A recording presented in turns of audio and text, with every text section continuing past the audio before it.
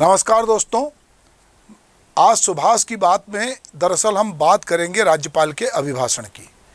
छत्तीसगढ़ विधानसभा का सत्र शुरू हुआ और जैसा कि सत्र शुरू होता है तो सत्र के प्रारंभ में राज्यपाल का अभिभाषण होता है। सामान्यता और परंपरा के अनुसार राज्यपाल वही भाषण देते हैं जो कि सरकार लिखती है और सरकार की उपलब्धियों का होता है। एक प्रकार से ये सरकार का यशोगान होता है।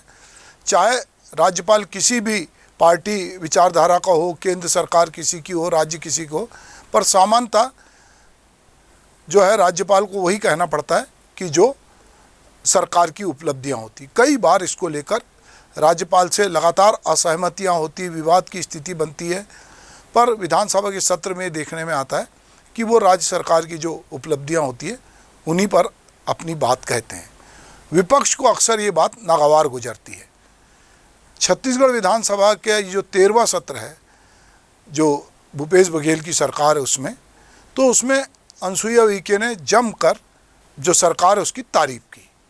पर ये बात कहीं ना कहीं जो विपक्ष भाजपा है उसको ये अच्छी नहीं लगी और वहाँ से विपक्ष से कहा गया कि सरकार आपसे झूठ बुलवा रही है, सरकार ने एक भी वादा पूरा नहीं किया है।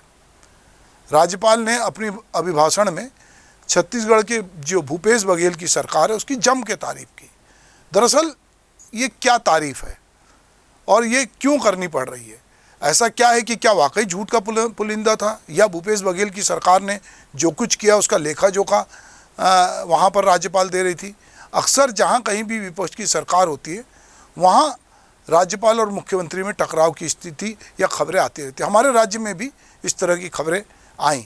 पर जहाँ तक अभिभाषण का सवाल है तो पश्चिम बंगाल एक उदाहरण है जहाँ के विधानसभा सत्र में जो वहाँ के राज्यपाल है जगदीप धनखड़, जिनका कि बहुत लंबे समय से वहाँ की मुख्यमंत्री ममता बनर्जी के साथ विवाद चल रहा है, उनके खिलाफ वहाँ पे निंदा प्रस्ताव पास करने के लिए सदन में ये बात लाई गई और राज्यपाल को हटाने की मांग भी की गई। और राज्यपाल ने पश्चिम बंगाल सरकार की ओर से जो कुछ अभिभाषण तैयार किया गया था उसको हूबहू पढ़ने से मना कर दिया। ऐसे कुछ इंसिडेंट्स हैं और ये टकराहट होती है कई बार जब राज्यपाल सरकार की उन बातों से असहमत होते हैं, पर सामान्यतः ऐसा नहीं होता। हम बात कर रहे हैं छत्तीसगढ़ की और छत्तीसगढ़ राज्य में जो विधानसभा सत्र है उसमें यहाँ की राज्यपाल ने जो छत्तीसगढ़ सरकार की तारीफ की है, उसके कामकाज का उल्लेख किया है, तो उसमें ऐसा क्या है जो कोई अतिरेक है या कोई झूठ है या जो चीज़ें पूरी नहीं हुई? तो जो विपक्ष है उसका कहना है कि शराबबंदी को लेकर जो बात होनी चाहिए थी वो बात नहीं हुई है, सरकार ने इस पे झूठ बोला है। जबकि इस पूरे अभिभाषण में जो ज़्यादा फोकस है वो है ग्रामीण अर्थव्यवस्था पे। जो ये पूरा अभिभाषण है वो ये बताता है कि छत्तीसगढ़ जो राज्य है उसकी जो नीतियां हैं वो एक समन्वयवादी नीतियां हैं, जहां पर जो इसका मॉडल है उसकी पूरी देश में तारीफ हो रही है और उसी का जिक्र राज्यपाल अनसुईया उइके विधानसभा सत्र के दौरान अपने अभिभाषण में कर रही हैं। अभिभाषण के माध्यम से कहा गया है कि छत्तीसगढ़ सरकार का जो समावेशी विकास का जो मॉडल है वो बहुत सफल रहा है। अभी यूपी के चुनाव में हमने देखा कि जो हमारे यहाँ पे गोधन न्याय योजना थी और जो आवारा पशुओं की बात थी उसको लेकर भी प्रधानमंत्री को तक के बोलना पड़ा, वहाँ के मुख्यमंत्री को बोलना पड़ा। छत्तीसगढ़ की जो भूपेश बघेल की सरकार है उसने किसानों के लिए, वनों में रहने वाले लोगों के लिए, मजदूरों के लिए, उनके आत्मसम्मान के लिए और छत्तीसगढ़ी अस्मिता के लिए जो कुछ किया है वो लोगों में महसूस होता है। खेती के प्रति जो रुझान लौटना था, लोग धीरे धीरे शहरों की तरफ आ रहे थे, वो वापस आया है। जो अभी खरीफ वर्ष 2021-22 है उस पर जिस बड़े पैमाने पे समर्थन मूल्य पे धान खरीदी गई है उसका एक कीर्तिमान बना है।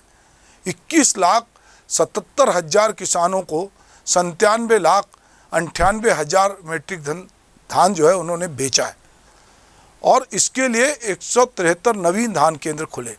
छत्तीसगढ़ सरकार देश की ऐसी पहली सरकार है जिसने 2500 रुपये समर्थन मूल्य पर धान खरीदा और बोनस के रूप में राजीव किसान न्याय योजना के अंतर्गत उनको पैसे दिए और किसानों के खातों में पैसा गया।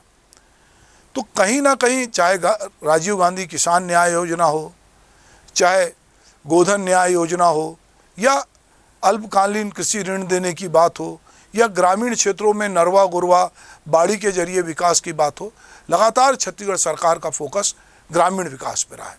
तो सरकार राज्यपाल के माध्यम से ये बताना चाहती है कि हम ग्रामीण विकास हमारी प्राथमिकता है, क्योंकि छत्तीसगढ़ गांव में बसता है, इसलिए हम चाहते हैं कि किसानों परिवारों का मनोबल और उनमें उत्साह बढ़े।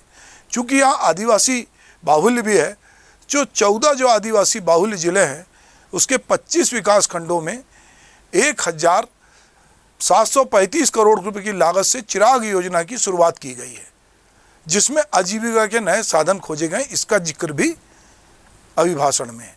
सुराजी न्याय योजना के माध्यम से नरवा गरुआ घुरवा बाड़ी को बचाने का जो संकल्प लिया गया है, जो एक मौलिक बात है, उस बात का जिक्र भी राज्यपाल के अभिभाषण में। राज्यपाल ने अपने अभिभाषण में स्वास्थ्य की बात, शिक्षा की बात, आर्थिक स्वावलंबन की बात, सारी बातें की है जो सरकार लगातार कह रही है, जो सरकार का एक जन घोषणा पत्र भी है। तो एक प्रकार से ये जो है जन घोषणा पत्र के क्रियान्वयन का विस्तार है या उसका बखान है, जो राज्यपाल के माध्यम से कह रहे हैं। छत्तीसगढ़ ने गोबर खरीद करके एक नया कीर्तिमान, एक नई परंपरा डाली। 127 करोड़ रुपए की राशि जो है वो सीधे खाते में गई। ग्रामीण औद्योगिक पार्क विकसित करने की पहल भी यहाँ हुई।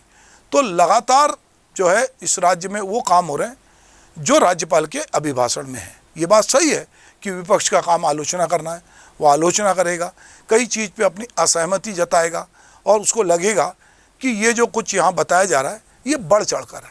पर राज्यपाल का अपना विवेक भी है और कई चीज़ों में उनकी असहमति भी है।